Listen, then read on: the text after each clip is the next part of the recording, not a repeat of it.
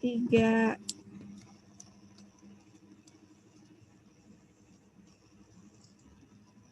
Assalamualaikum warahmatullahi wabarakatuh.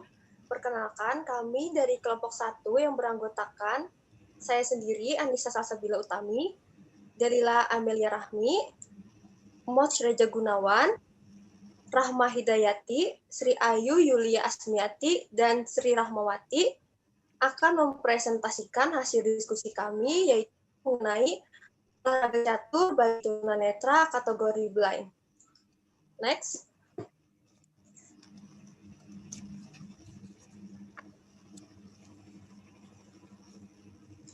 Jadi, anak dengan gangguan penglihatan tunanetra itu terbagi menjadi 2, yaitu anak tunanetra total atau total blind dan anak kurang awas atau low vision.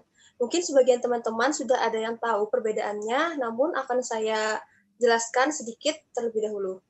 Jadi, seorang anak dikatakan kurang lihat atau low vision bila anak tersebut masih mampu menerima rangsangan cahaya dari luar, tetapi ketajaman indera penglihatannya lebih dari 6/21. Atau sebagai contoh, bila anak tersebut hanya mampu membaca headline. Kemudian, untuk anak tunanetra total atau totally blind adalah seorang anak yang tidak memiliki penglihatan sama sekali atau hanya memiliki persepsi cahaya, sehingga harus mengoptimalkan indera-indera non-penglihatannya. Selanjutnya,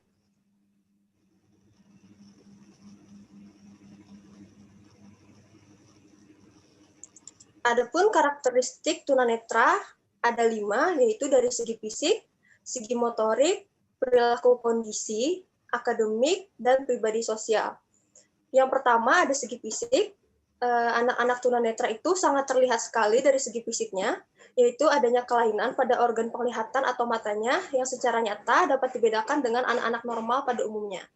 Yang kedua, dari segi motorik, hilangnya indera penglihatan sebenarnya tidak berpengaruh secara langsung terhadap keadaan motorik anak tunanetra. Tetapi dengan hilangnya pengalaman visual menyebabkan tunanetra kurang mampu melakukan orientasi lingkungannya. Kemudian ada perilaku kondisi tunanetra, secara tidak langsung menimbulkan masalah atau penyimpangan perilaku pada diri anak. Meskipun demikian, hal tersebut berpengaruh pada perilakunya. Anak tunanetra sering menunjukkan perilaku stereotip hingga menunjukkan perilaku yang tidak semestinya. Untuk akademik, secara kemampuan akademik, anak-anak tunanetra sama seperti anak-anak normal pada umumnya. Keadaan ketunanetraannya berpengaruh pada perkembangan keterampilan akademis, khususnya dalam bidang membaca dan menulis. Yang terakhir ada pribadi dan sosial. Mengingat tunanetra mempunyai keterbatasan dalam belajar, mempunyai pengamatan dan menirukan. Maka dari itu, anak tunanetra sering mempunyai kesulitan dalam melakukan perilaku sosial yang benar. Selanjutnya akan dijelaskan oleh Sri Rahmawati.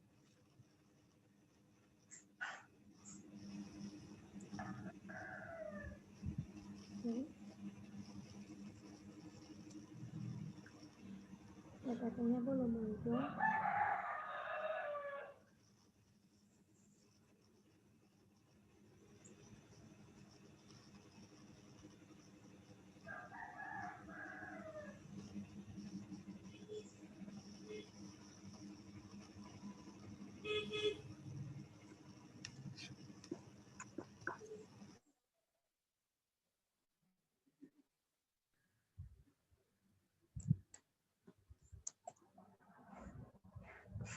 Ya, di sini saya akan melanjutkan materi dari Anissa Salsabila Utami, yaitu pengertian olahraga. Dalam Undang-Undang Sistem Keolahragaan Nasional Nomor 3 Tahun 2005 bahwa olahraga adalah segala kegiatan yang sistematis untuk mendorong, membina, serta mengembangkan potensi jasmani, rohani, dan sosial. Secara sederhana, olahraga dapat dilakukan oleh siapapun, kapanpun, dimanapun, tanpa memandang dan membedakan jenis kelamin, suku, ras, dan lain sebagainya. Menurut Toho Cholik Motoher 2007, menjelaskan bahwa hakikat olahraga adalah sebagai refleksi kehidupan masyarakat suatu bangsa. Menurut Giri Wijoyo 2005 mengatakan bahwa olahraga adalah serangkaian gerak raga yang teratur dan terencana yang dilakukan orang dengan sadar untuk meningkatkan kemampuan fungsionalnya. Next.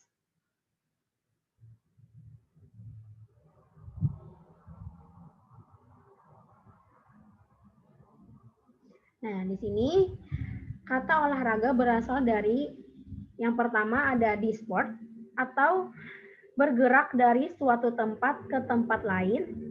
Yang kedua ada field sport, yaitu kegiatan yang dilakukan oleh para bangsawan yang terdiri dari kegiatan olahraga menembak atau berburu. Terus ada desporter atau membuang lelah. Terus ada sport, pemuasan atau hobi. Sport ini biasanya untuk olahraga hobi, misalnya hobi basket, hobi main voli, atau hobi futsal. Nah, terus ada olahraga. Latihan gerak dan badan untuk menguatkan badan seperti berenang, main bola, agar tubuh menjadi sehat. Next.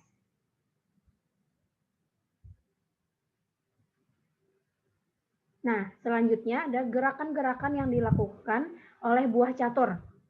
Yang pertama ada rokade-rokade, merupakan kegiatan khusus dalam catur, di mana raja bergerak 2 petak menuju benteng di barisan pertamanya, kemudian meletakkan benteng pada petak terakhir yang dilalui oleh raja. Selanjutnya ada impassion, yaitu ketika poin bergerak, 2 petak maju, dan ada poin lawan yang berbeda, 1 petak dalam baris tujuan, maka poin lawan dapat menangkap dan menempati petak yang baru saja dilalui poin tersebut. Terus yang ketiga ada promosi, yaitu ketika poin telah maju hingga menempati baris yang paling akhir. Terus ada skak. Skak adalah ketika raja sedang diserang oleh 1 atau lebih bidak lawan. Keadaan ini disebut dengan skak. Pemain yang rajanya di skak harus menggerakkan rajanya seperti tidak terserang. Oke, itu saja dari saya, dilanjutkan oleh teman saya.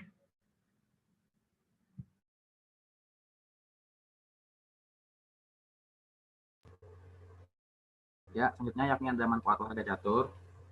Yang pertama yaitu meningkatkan IQ atau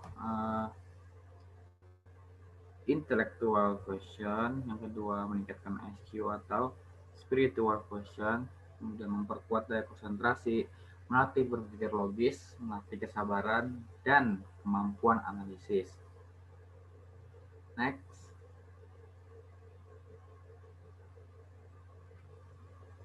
Nah, yang selanjutnya yaitu seluk-beluk olahraga adaptif catur bagi tunanetra. Pendidikan jasmani yang merupakan salah satu aspek dari seluruh proses pendidikan secara keseluruhan. Pendidikan jasmani adaptif merupakan satu sistem penyampaian layanan yang bersifat menyeluruh atau komprehensif dan dirancang untuk mengetahui, menemukan, dan memecahkan masalah dalam ranah psikomotor. Hampir seluruh ABK memiliki problem dalam ranah psikomotor. Masalah dalam psikomotor sebagai akibat keterbatasannya kemampuan sensorik ABK, keterbatasannya dalam kemampuan belajar, dan sebagian lagi ABK bermasalah dalam interaksi sosial dan tingkah laku. Dengan demikian dapat dipastikan bahwa peranan pendidikan jasmani bagi anak berkebutuhan khusus sangat besar dan akan mampu mengembangkan dan mengoreksi kelainan dan keterbatasan tersebut. Next.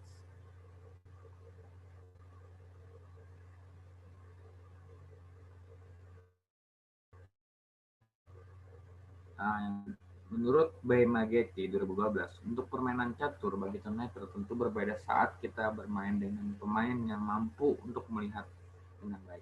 Terdapat perlakuan khusus bagi para tunanetra. Peraturan catur yang dipakai pun juga berbeda, seperti papan catur tunanetra yang berlubang serta buah catur. Untuk di bawahnya ada penancap ke lubang petak. Nah, selanjutnya peraturan-peraturannya akan dijelaskan oleh teman saya. Ya, selanjutnya di sini ada spesifikasi perlengkapan catur standar yang dipakai juga oleh pecatur tunanetra. Yang pertama di sini ada papan catur. Papan catur untuk tunanetra itu diberikan lubang di setiap petaknya, di setiap petak yang berwarna hitam maupun yang berwarna putih. Selanjutnya permukaan petak hitam datarannya itu lebih tinggi daripada petak yang berwarna putih, agar bisa membedakan yang mana petak hitam dan yang mana petak putih. Untuk buah caturnya itu ukuran standar, lalu setiap buah anak catur itu diberikan kaki atau tangkai yang berguna untuk menancapkan buah catur ke petak yang berlubang tadi.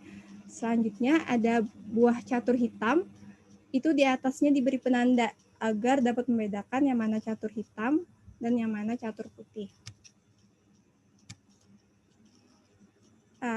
Perlu kita ketahui bahwa catur Braille ini itu adalah ciri khas olahraga yang sangat melekat kepada tunanetra.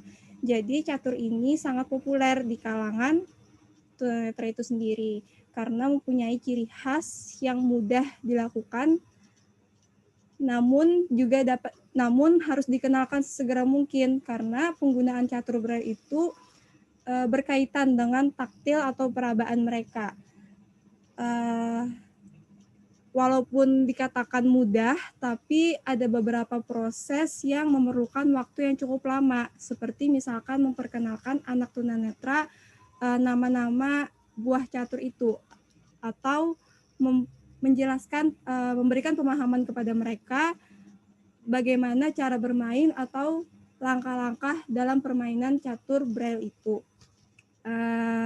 Selanjutnya, ada manfaat olahraga adaptif, khususnya olahraga catur Braille untuk penyandang tunanetra. Jadi di sini manfaatnya itu ada banyak, namun salah satunya itu adalah untuk meningkatkan fungsi indera perabaan pada penyandang tunanetra, karena permainan catur ini sangat menuntut untuk lebih mengedepankan indera perabaan dalam permainannya. Jadi tingkat kepekaan penyandang tunanetra ini lebih ditingkatkan lagi supaya mereka itu peka terhadap keadaan sekitar dan meningkatkan skill dalam berpikir ataupun bertindak.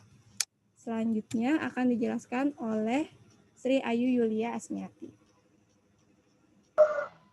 Baik, selanjutnya ada komponen-komponen atau unsur yang diadaptasikan dan analisis adaptasinya, yaitu papan catur, setiap petaknya dibuat berlubang, permukaan petak hitam lebih tinggi dari yang putih agar dapat membedakan yang mana yang hitam dan yang putih. Selanjutnya, buah catur hitam di atasnya terdapat penanda untuk membedakan juga yang mana catur yang warna hitam dan yang putih. Next.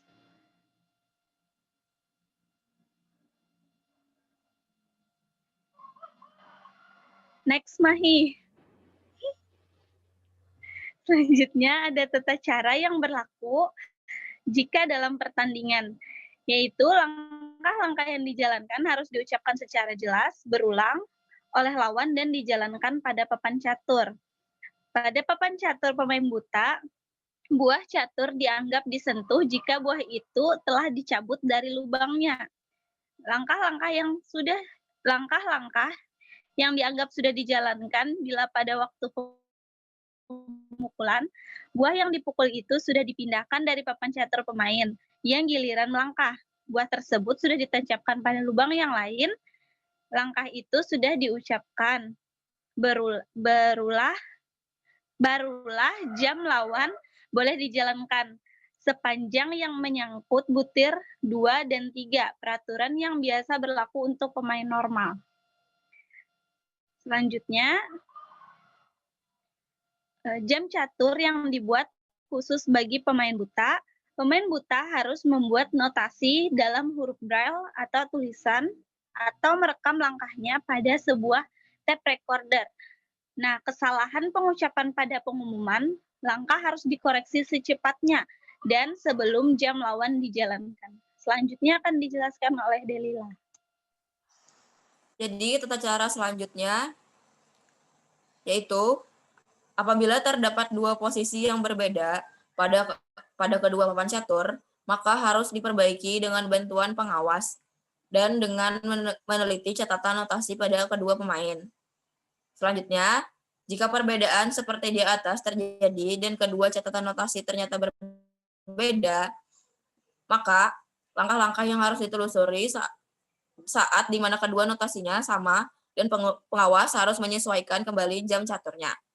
Dan yang terakhir, pemain buta berhak memiliki asisten. Next. Peraturan dan cara permainan olahraga catur bagi tunanetra. Cara bermain catur tunanetra sebenarnya sama dengan permainan catur yang dilakukan oleh non-difabel. Yang membedakan hanya papan catur dan bidaknya. Pada papan catur tunanetra, di bagian kotak putih dan kotak hitam tidak memiliki penampang yang sama rata. Biasanya untuk kotak putih permukaannya lebih tinggi daripada kotak hitam. Itu saja materi dari saya. Saya kembalikan ke moderator. Terima kasih kepada anggota kelompok yang sudah memaparkan penjelasannya. Itu saja dari kami. Sekian, terima kasih. Salah hilaf mohon maaf. Wassalamualaikum warahmatullahi wabarakatuh. Waalaikumsalam warahmatullahi wabarakatuh. Waalaikumsalam warahmatullahi wabarakatuh.